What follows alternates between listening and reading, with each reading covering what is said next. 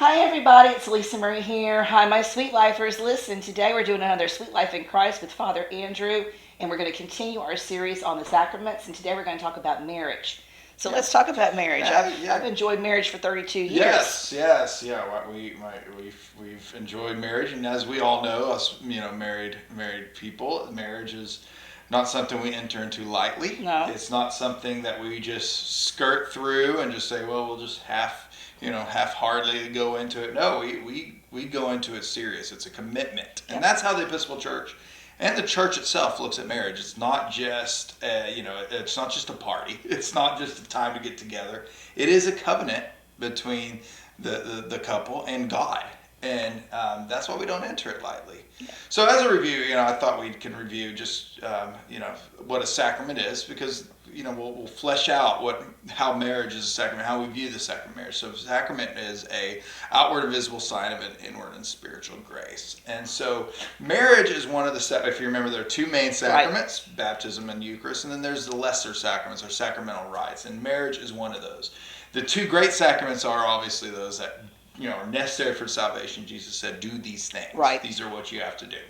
Marriage is not. There's plenty of people who are so. There's plenty of people who marriage isn't their thing.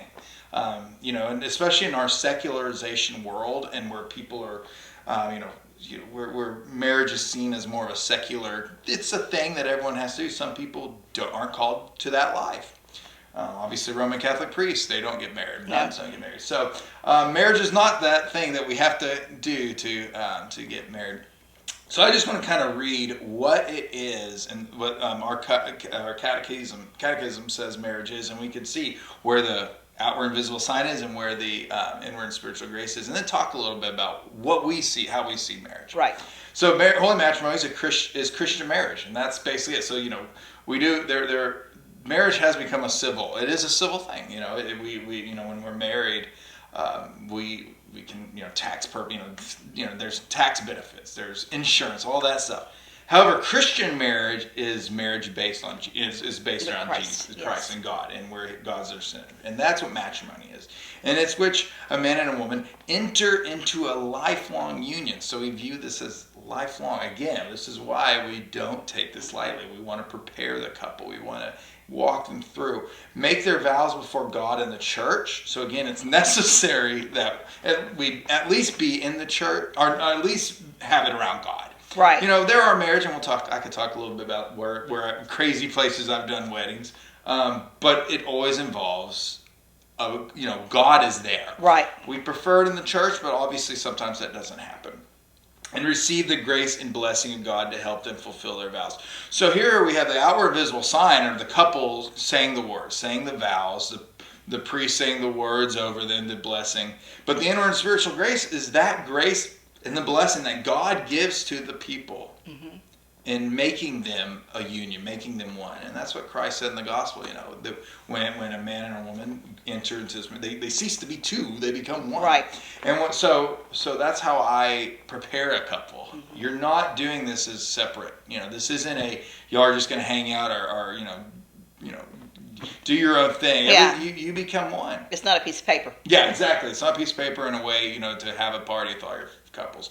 So when I do, so in the Episcopal Church, we really do take it seriously that this has got to be something that both parties want to do, and we need to prepare them. So in our canons, we have to. Every marriage I do in the church, I have to spend time in premarital counseling with the couple, just because we've got to prepare them on what marriage life is like, how relying on God in a marriage, and that's that's an huge. Important thing. Is revolving your family around God. When God is the center, no man can tear it asunder, and that's what Jesus says in his gospel.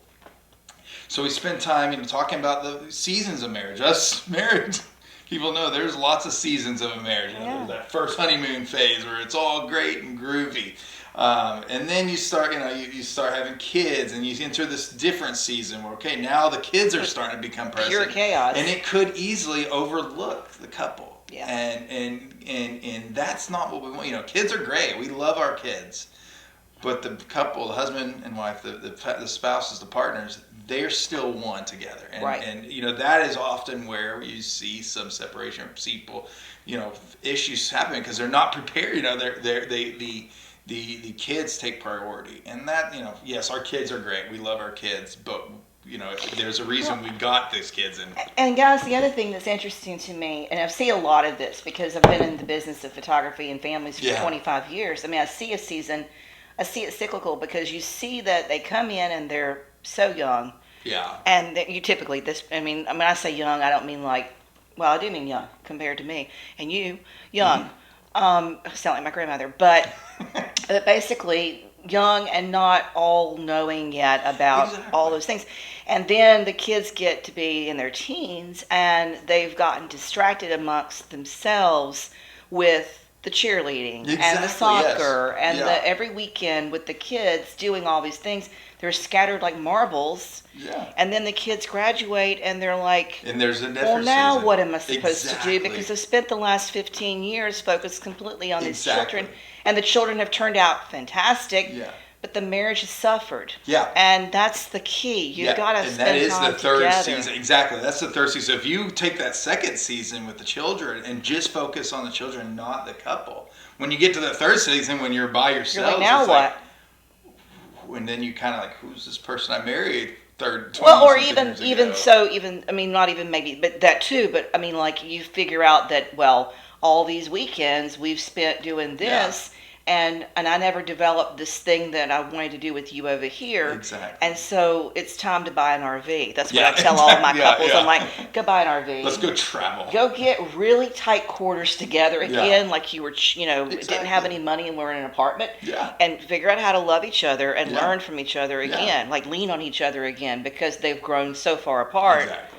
They're in different directions. I mean, Daddy's over here fishing and Mama's over here, braiding hair, and nobody is talking to each other because they're just trying to get through life. Exactly. And I often spend time with the couples that I do premarital counseling with, talking about those seasons, and especially, and that's a perfect segue, talking about when you get from that season 2 where you have kids to empty nest where the kids are gone. That is hard for so many people, but if we focus again on our relationship and realize that we made a commitment between us and God is, nothing can then that it doesn't make it impossible that something go wrong, but it really makes it make sure that every single time that you look at the week or maybe even the month, this is probably more realistic, find a date night. Exactly. Go on vacations together by yourselves and don't feel guilty about it. You don't have to go to Disney World every single moment. No, you do not. I do have families that do that. Like every year, that's their annual vacation. All their money is spent on the kids' vacation. Yeah. I'm like, no. You need to take off, even if it's for like a weekend, even if it's down in Houston to a hotel for just one night and a movie or a show or whatever. Yeah. You've got to do a date. Exactly. And you've also got to keep up with like, what is the activities that you like to do together? Because like for me and B, I started that gardening thing, right? 2020. I've been gardening forever, but 2020 has been my garden. My garden is my garden. Mm-hmm. He's made it very clear that that is not his project. Exactly. Like, he does not want to do that project with me. So there's no visions of, I don't have any visions of him helping me plant tulips in the fall. There's not going to be any of that going on because he's not that guy. Yeah.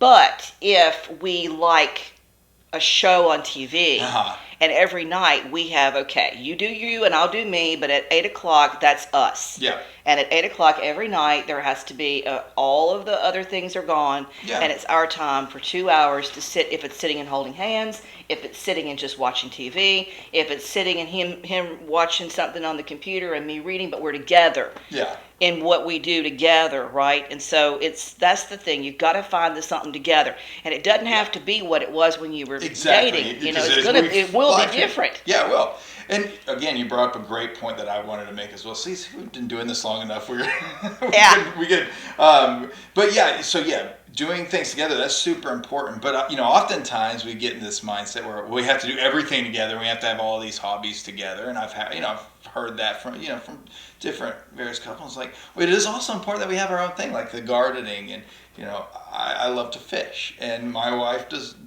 That's not her thing. Yeah. And so when we go fishing, I take the kids or I take the boys, and some kids of our kids like fishing, but there's stuff that we like that isn't, that we don't have to be involved in. Right. If we try to involve in every little thing, that also can. That's not a good thing either. Yeah. So while I say we're one, we become one. We still have different. There's still different likes, different personalities. So and you have your own identities too. I mean, Brian's been playing guitar since we were probably 12. And I, some days might not want to hear Van Halen 5,000 times over and over and over again, people. But, my whole life has been, those amps have been there, and he's played the guitar since we were little, like before we were even able to drive cars.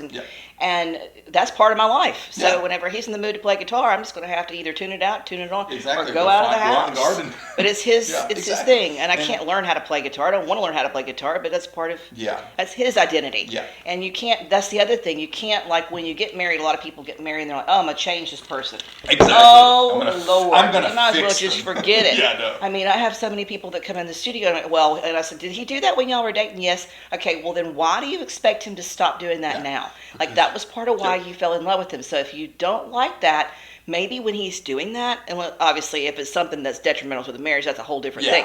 But when he's doing that thing, why don't you just pick up your happy you-know-what and go to another room or get in the car and go somewhere and go shopping. Go do something else for an hour or two. You don't have to pick up each other's you-know-whats all day long. That's not what marriage is. No. And I spend time with couples about when we do premarital. It's like find the stuff you both love to do. And do it. Do that. And then also have the stuff that you want to do yourself. And that's perfectly fine to have our own things. If we go in, like you said, trying to fix somebody, it's oftentimes us that needs to be fixed when we go in with that idea. But you're not going into marriage to fix somebody. You're not going into marriage because this is where we are, and this is we've been dating, so now we might as well get married, or just because we want to have kids. Let's get married. I'm going to tell you something else, guys. This is a really good, big, huge piece of advice from your Auntie A. If you want to see what your life's going to look like in 30, 40 years with this person that you've fallen in love with, all you got to do is go visit their family. Because you will, I'm sorry to say it, for good or for bad, to use the matrimonial sanctified vows, for better or for worse, you are going to figure out real quick that he either married his mother or his father, or parts of both, and that you will see through that spouse specific things that are what you're seeing right now in your 20s when he hits his 50s and 60s and 70s and 80s. You're going to see the exact stuff. Because a lot of the stuff is learned, and you're going to marry them. So if you fall in love with his parents, you're good. You fall in love with some vision of grandeur that you thought you were going to marry some shining knight in armor that's going to stay with like 5,000 muscles on their chest and be, I don't like vain men like that anyway, but you know what I mean? Like there's this ideal and then there's this reality. The reality is that what you see in that marriage, if they've got a really good marriage, you're going to have a good marriage. Now there are instances, and I'm in that case. I'm in that case. And a lot of people probably are as well. In the time period that we grew up, there was not a lot of affection shown through in front of the children especially. It was not, I don't know, it just wasn't what they did. They didn't walk around and grab each other in the kitchen and do a dip and kiss while they were making breakfast for the children. But if you can keep that spark alive, even though you may not have that like whoof, then that's what you need to understand. That's what true love really is. It's not this other stuff which people have in the movies and portrayed that everybody's just like, oh my God, all day long. No, they're not. They're not. But if you fall in love with, mainly the point I want to make is if you fall in love with the parents, because Brian is as much his mother as he is his father, and and they both passed away recently, within the last 10 years, and we miss them so much, and I love them, and I love seeing them through him, and that is just a wonderful part of being married, really. Seeing that continue. And my children are the same. And then of seeing the children. Exactly. It's just a beautiful thing. So that it's like all of that combined. It's that that's the stuff we need to keep in mind when we're going into the matrimony, when we're going into this covenant, because again, it's a lifelong commitment, and we've got to be ready to look at all the stuff instead of just saying, well, I really like you. Like, let's make this happen. Well, and the other thing too, Father, I wanted to also share with you guys because, I got married in the Baptist church, although I made them do the Episcopalian Anglican Book of Common Prayer service, which that we've already talked about that Yeah. in multiple shows, how fun they were not happy with me about that. But anyway, I was so Episcopalian by the time I came back from St. Mary's, it was just oozing from me.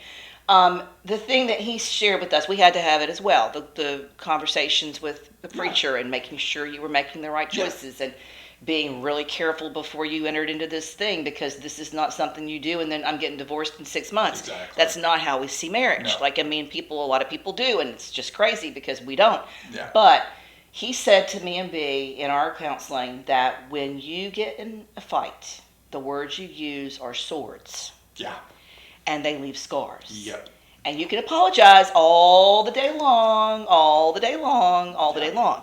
But they may be forgiven and are forgiven. Yeah. We're taught as Christians to do that. Yeah. But they're not forgotten. No, they're still there. They're still there, and there's scars left. So be very careful when you fight. Yeah. Oh, yeah. If you need to fight, and we've never really needed to fight. Brian and I are not fighting people because we're just perfectly matched. Yeah. I don't know how to explain that. We just are. Yeah. We're one of those people that as soon as he dies, I'll be dead within 24 hours and vice versa, probably, hopefully. I don't think he's going to want to be around without me. And he says he doesn't. So it's one of those marriages that's like that. But there's a lot of people that they don't listen to that. No. And then they say things and they say hurtful things. And they don't go away. Yeah. They don't go away. And you know, again, we could talk about the seasons of marriage, and there are ups and downs in marriages, and we do, you know, and so that's another, you know, idea that we have. Well, we're going to have this perfect marriage because I love this person so much. I'm never, and then you do get to that point where, or inevitably get to a point in the marriage where, yeah, you do have an argument, you have a disagreement, something happens. How you work through that is key. And, and like you said, not saying words that you know, and you know, trying to keep in mind those words that you said in the vows, and like, you know, it will happen. Just because you have a disagreement doesn't make this a failed marriage. No, and I mean, I see people and they come in and I mean, there were 5 years ago, they were in love, like massively in love. Brand new newborn baby brings me this brand new newborn baby. Baby is just absolutely precious as it can be all the day long. And by the time the baby's 7, 8, 9, we're like daggers, knives, hate each other. I don't have him this weekend. I can't bring him to you this weekend because I can't. I'm like, what is going on here? Like, what happened here? Like, something happened here that needs to be rectified. What happened? And it's because I don't know if they understood.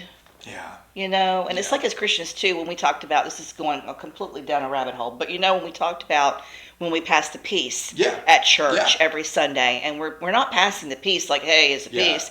We're literally forgiving everyone. Yeah. Yep. And they've got to do that. Like, I mean, if they make a point to forgive and not necessarily forget, there's some things that you don't need to forget. You want to see some, you know, some work that both parties need to do. Yeah, to get that. But I mean, you got to forgive. Yeah. You Life can't is hold too stuff short. up. Yeah, No. Can't hold. No. And especially in a marriage. Where Now, and I have a question for y'all. I have a question for Father. Y'all get to be a part of it. So, obviously, I'm in seminary now. You know that. Yeah. Y'all know that too. When we die, now this is interesting. I'm learning as I go. When we die, our bodies, when we come back, when we have the new, when Christ comes back, and we are put back in our bodies? So that's a good question. We do believe that not the bodies here on earth. Okay. But we do believe in bodily resurrection. Okay. And so how that looks, well, you know, I always say we'll see when Christ gets here. Well, the reason why I'm asking is because it dawned on me when I was reading and studying this past week before taping for you guys. Okay, I mean, I always have figured that regardless of who died first, B or B, we would still be together forever. Yeah. Like forever. Mm-hmm. Like forever. Like it's not like, oh, we just died and that's it. This is our earthly experiences together, and then we're gone, and that's the end of it, and he's off with some Sally Sue Buckaroo in heaven. I was really pleased to feel like maybe that we are put back in our bodies, and he will find me and recognize me as his own, and we will be together for eternity. Yeah. And I mean, so that... And that takes marriage to a whole different place, but that's why I wanted to bring it up, because when I thought about that, I said, well, now that really changes the way I see everything, because when you're talking about not only a bond on earth between us and God, you're talking about a heavenly bond that we will be together when we have the new world, and we will be together for eternity. Exactly. Which is an amazing, wonderful, beautiful thing for me. I'm sure there's a lot of couples, they're like, oh no. Maybe not so good, but I just wanted to bring it up to you Yeah. because it made me really think, what does that look like? And if we don't know, then we don't know, but it felt like in reading and studying Yeah. this week that that's what it meant. Yeah, oh yeah. And so that's, I mean, we when we die, we will join the saints, all those who have gone before us. And that includes Our spouses. Yeah. So we are going to have togetherness, Yeah. which is wonderful. Yeah. Yeah. Yeah. I like that idea a God's lot. kingdom. Yeah. I wanted to bring it up because, there's a lot of people that are not in that deep thought. But whenever we're talking about matrimony, I'm like, well, wait a minute. It's not just a bond today. Mm-hmm. It's a bond forever. Yeah.